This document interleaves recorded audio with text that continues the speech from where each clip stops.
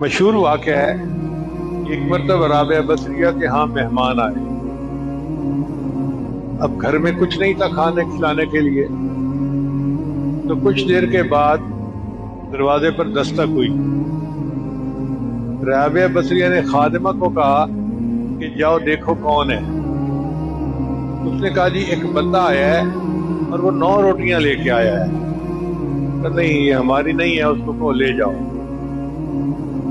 پھر کچھ دیر کے بعد دوبارہ دستک ہوئی، پھر یہی ہوا، پوچھو بھائی کون ہے؟ یہ بندہ آیا ہے 9 روٹیاں لے کے آیا ہے۔ اب رات کافی دیر ہو گئی تھی، مہمانوں کو بھوک بھی لگی ہوئی تھی، تو پھر کافی دیر کے بعد ایک بندہ آیا، پوچھا باندی سے کہ کون؟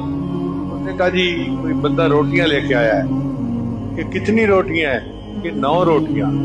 کہ نہیں یہ ہماری نہیں ہے، چلا جائے۔ اس نے کہا کہ اب تو مہمانوں کے کھانے کا وقت بھی ہو گیا، دیر بھی ہو گئی، آپ 2 دفعہ پہلے انکار چکی ہیں، تیسری دفعہ کیوں انکار کر رہی ہیں؟ ان کا دیکھو وجہ یہ ہے کہ میرے پاس صبح 1 روٹی تھی، سائل آیا اور میں نے روٹی اس کو اللہ کے لیے دے دی۔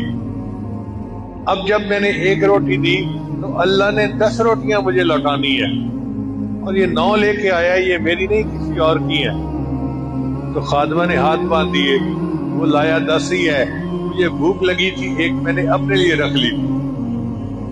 تو جب اتنا یقین ہو کہ ہمیں 1 کے 10 اللہ لوٹائیں گے، تو پھر بندے کو خرچ کرنا کوئی نہیں آتا۔